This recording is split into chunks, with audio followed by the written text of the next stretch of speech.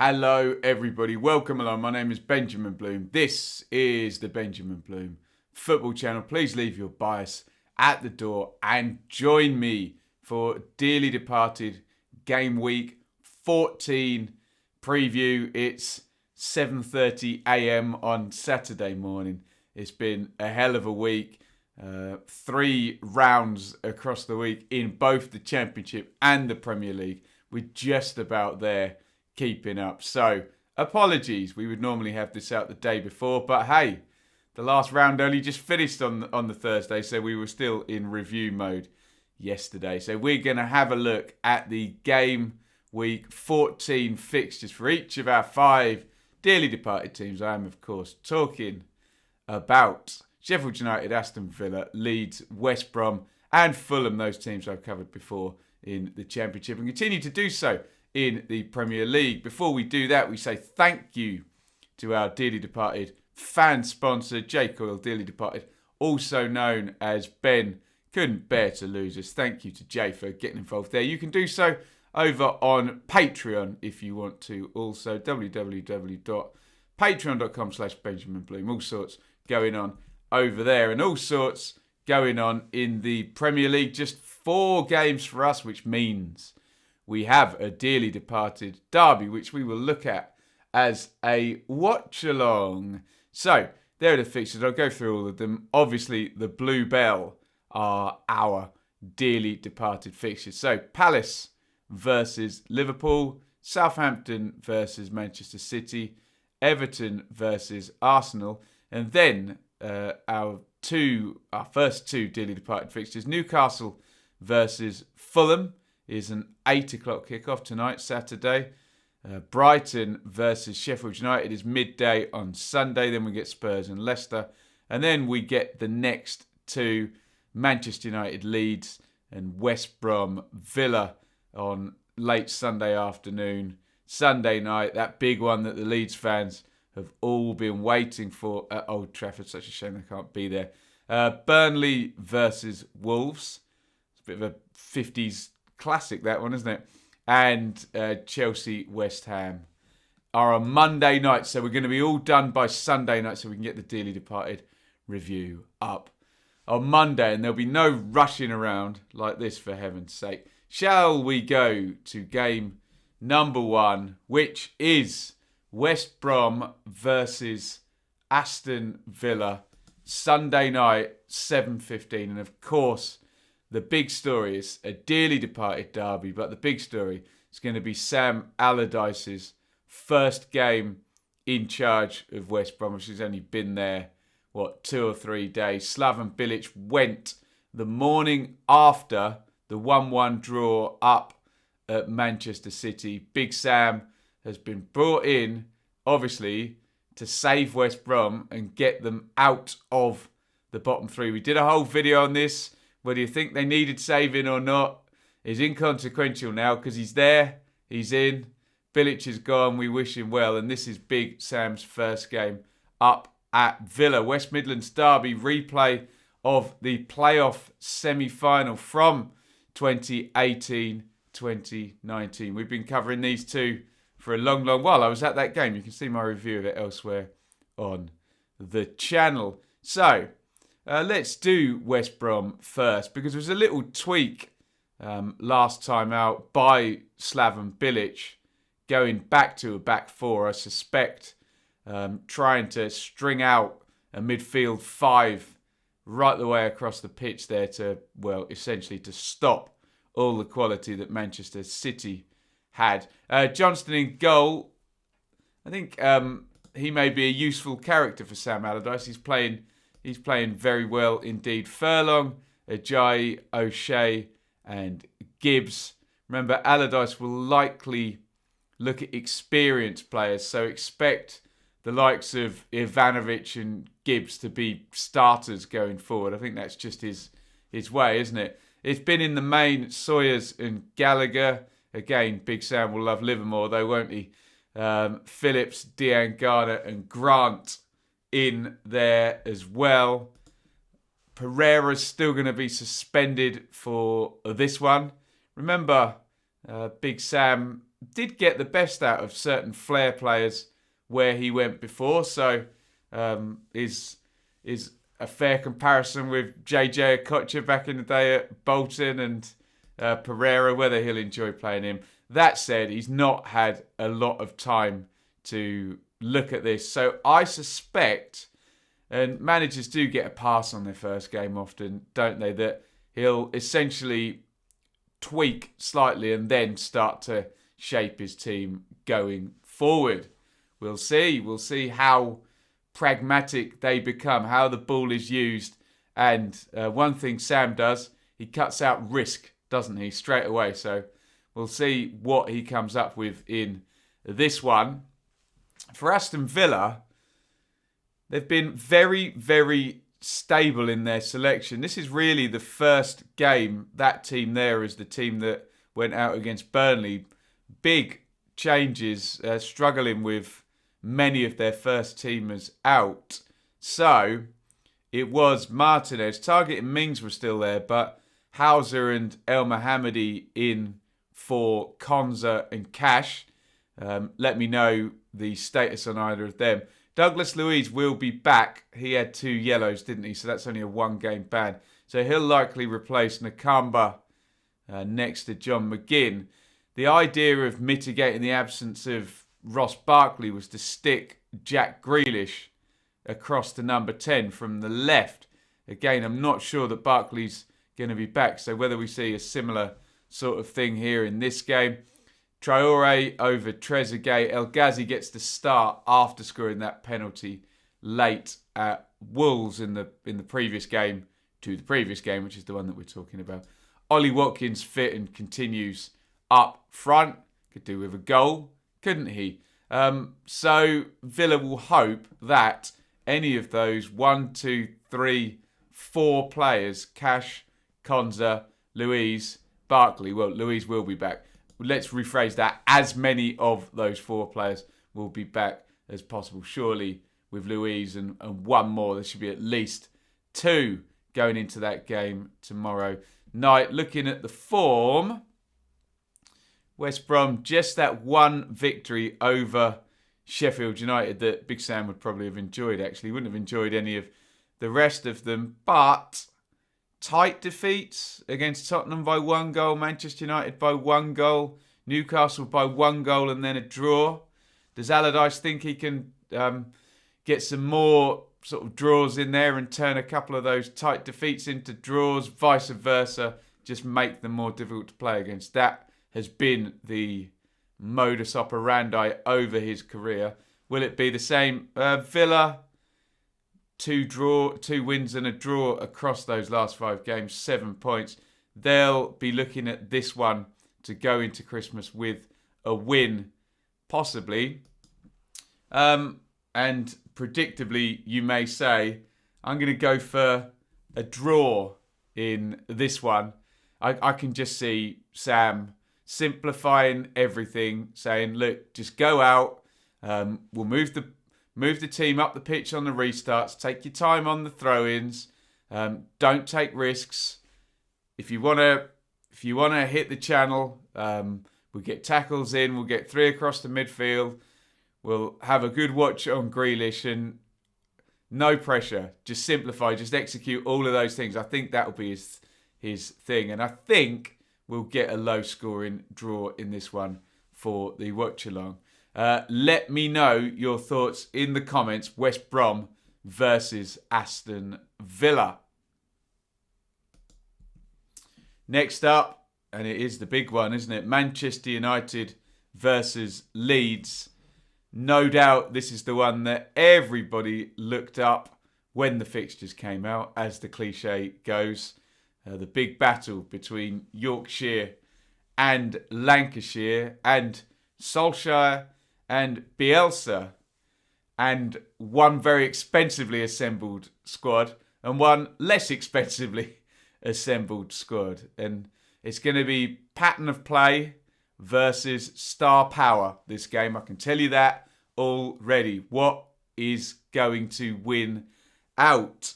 Let's go with Leeds, who won 5-2 against Newcastle. We finally got them clicking, getting their noses in front 3-2 in that game. Still a couple of set plays conceded, but then picking off Newcastle in the last 5 minutes with a couple of goals to comfortably win that one 5-2.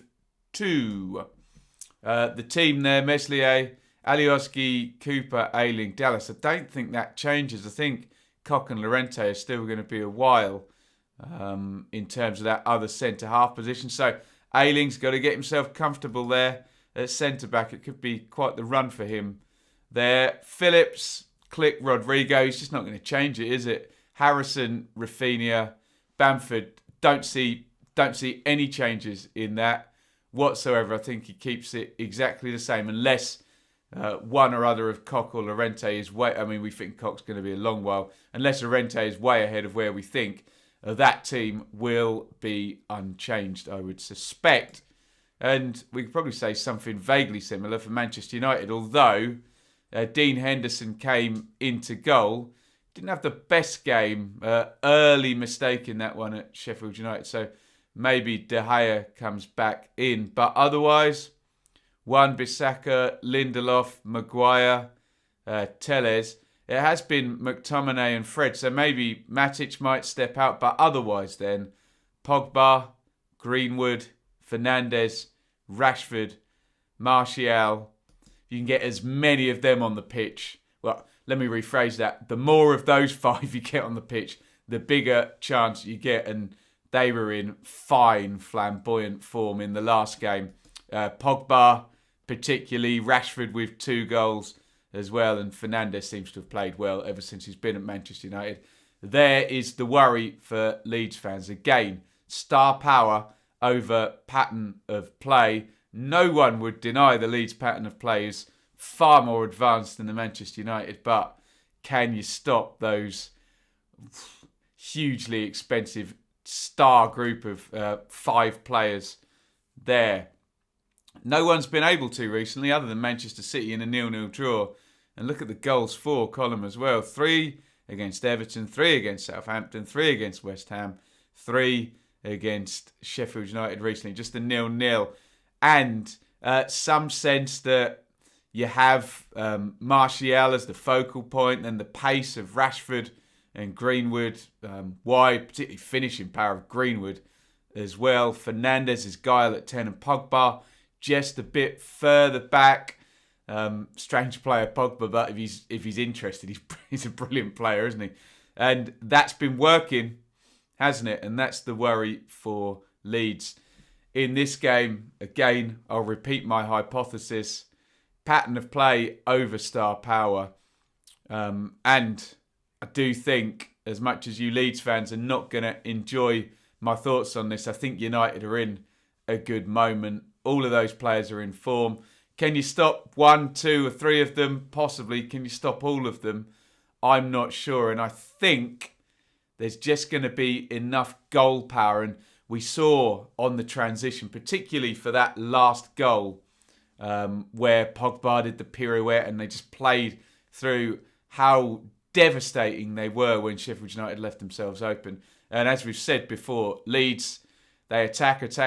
Often we get just Phillips and the 2 centre-backs back, and that's not going to go over well if you can get the ball moving through from Pogba to Fernandes and servicing those other 3 players, Greenwood, Rashford and Martial. So, I think Leeds will score. I think it could be a lot of fun, but I think Manchester United are going to have a little bit too much for them.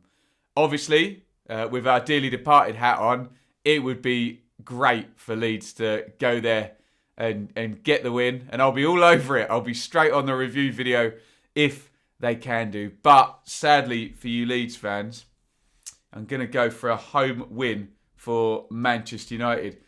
Do let me know your thoughts, though, in the comments. How can they do it? How can they stop those 5 superstars in the Manchester United team?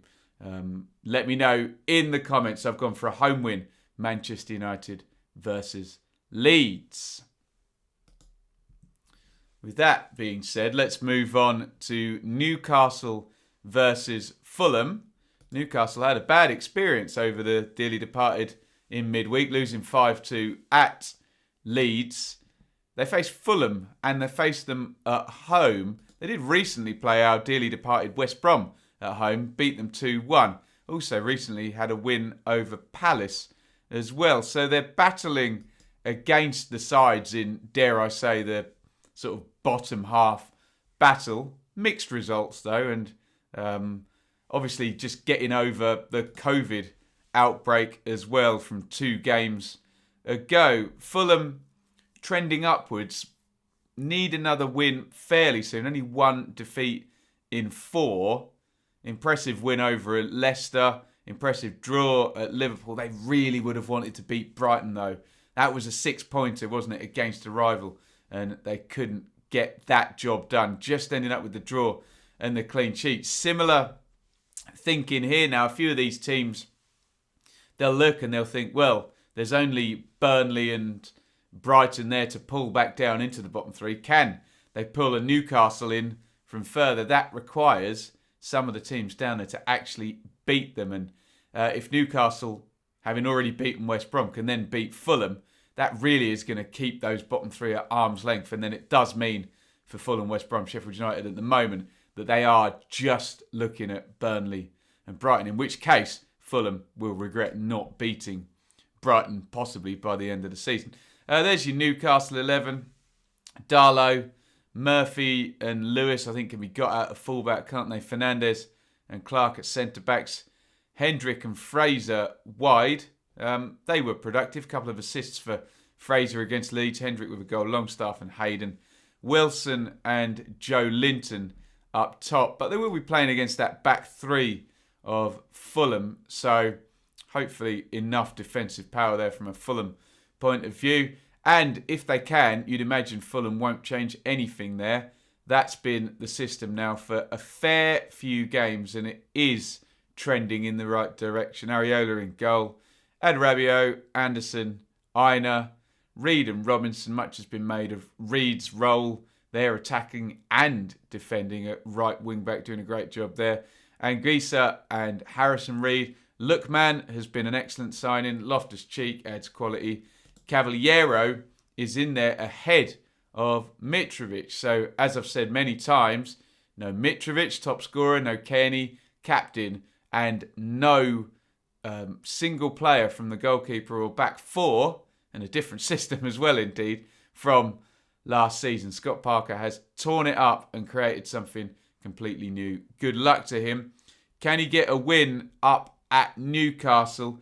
Well, on the basis I haven't predicted one yet, let's just go for it and stick my neck out. Let's go for an away win for Fulham in this one.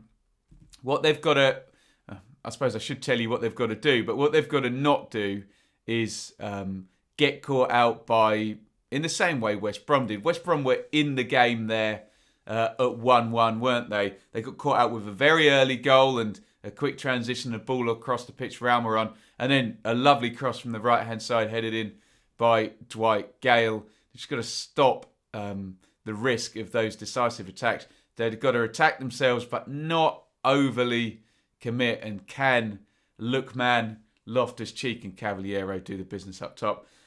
Because I haven't gone for a win yet, I will go for an away win for Fulham in this one. Get your predictions in the comments. Newcastle versus Fulham. And finally, poor old Sheffield United at the bottom there. Another defeat at home to Manchester United. They visit Brighton. And we've just spoken in the Fulham and Newcastle preview about the significance of games against Brighton and games against Burnley now for the bottom 3. Somebody needs to beat these guys because Brighton have, well, they've beaten Villa, who are a bit further up in our dearly departed. West Brom drew with them. Fulham drew with them as well. Forgive me. Have Leeds played? I don't think Leeds have played them yet in terms of our dearly departed. But down the bottom there, they're not losing those key battles. And this is one of those against Sheffield United. We'll talk about the Blades in a second. Brighton maybe just setting up in those games. Graham Potter has the idea that if he doesn't lose against any of the bottom three, that perhaps Brighton will pick up more points against the other 16 than those bottom three will. I think that may be in his thinking. So it was the back three with Sanchez and Gola, White, Dunk, Webster. Quite the Championship All-Stars there with Webster and White in there. Lamptey and March. That was a compliment, by the way, Championship All-Stars. A couple of the highly rated players, let's just say, have played centre-half in the Championship. Lamptey and March. Lamptey, speaking of highly rated, Basuma, Alzate, Lallana, Trossard, Welbeck has got that shirt up top ahead of the likes of Mopai up there. Speaking of excellent Championship alumni, will Brighton come out a little bit more with it being a home game? Who knows? It's just a sense that they feel like that the onus is on their opponents to beat them. And yes, the onus is most definitely on Sheffield United to A, stop losing, and B, get a result. I mean, I'll stop with the maths, but 1 point from 13 games. They're only 3 or 4 games away now if it's another 3 or 4 defeats or just one draw in there from it already looking impossible. It's not impossible. There's still 25 games left, and we calculated 1.5 points per game, which is, however, the equivalent of a win every second game now, having not won any of them. It is plausible. If you do you'd need a couple of runs of, say, 3 wins and a draw across 4 games, but there's just no signs of them doing it. They look devoid of everything at the moment, Sheffield United. Although, in terms of me apologising for their performances, they were undone, and we mentioned these 5 players in the Manchester United Leeds review, didn't we? Pogba, Fernandes, Greenwood, Rashford, Marshall. They were undone by some brilliant goals in that game. There was the team. Ramsdale, Stevens, Robinson is back in there at left centre-back now, as they continue to miss O'Connell, Egan, Basham, Baldock, Fleck, Ampadu, Berger. Don't know what the injury status is there. He limped out. McGoldrick got 2 in the last game, so he likely will retain his shirt. You'd have thought. And Burke has got a lot of games up front. I mean, they had the lead against Manchester United, but the comeback then came. Can they do it in this one? Oh, dear. It's hard for me to forecast a Sheffield United win. I will optimistically forecast a draw, but it's just been defeat after defeat. I think 7, 8 in a row now, possibly, in terms of the defeats. So it's just not happening for Chris Wilder and his Blades. I'll optimistically go for a draw in that one, but I wouldn't be surprised to see another Sheffield United defeat, just with the confidence being what it is at the moment. Apologies, as ever, to Blades fans. That's the way the table looks. So Villa, with the 2 games in hand on a lot of teams, we're hopeful with our dearly departed hats on they can move into the top half.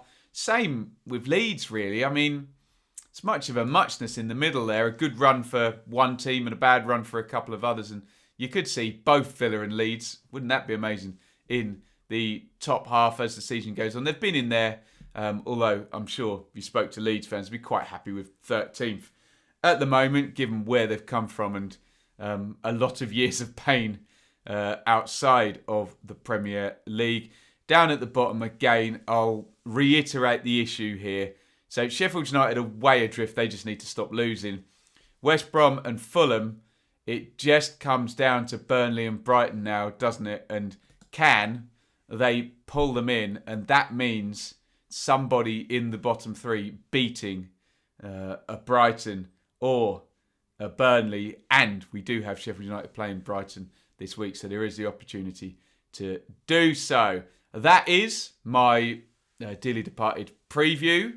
It's not going to be live for long. I think a few hours we'll get out of this one, but we've got to keep the record up of keeping the shows going. And we've got sponsors to please. There we go. So there is Jay, our fan sponsor for Dearly Departed, also known as Ben. Couldn't bear to lose us. Thank you for Jay.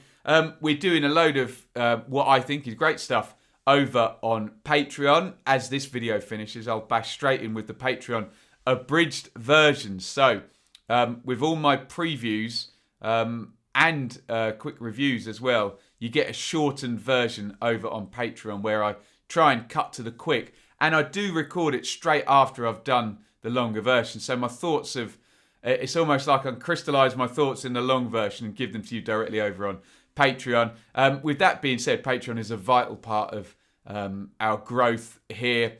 And it may well be the thing that allows me the biggest chance of doing this full time as a living, because it's the buffer as we grow the subscriber base on YouTube and try and build the ad revenue over there. It's Patreon that allows me to go longer and longer and longer. And those government grants are going to run out soon. And we'd love to be able to do this part-time or full-time. I think we're there part-time. I really, really do. The growth's been fantastic and your support has been fantastic. But please head over to Patreon and support there if you can for as little as $3 or $5 a month there. Or you could go all in like Jay has on our shows here and become a fan sponsor.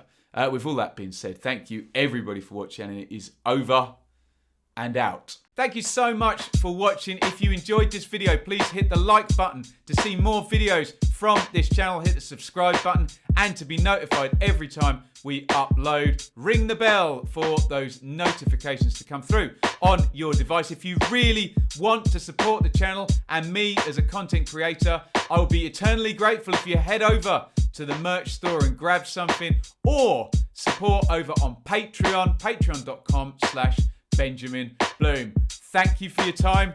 Go and watch another video.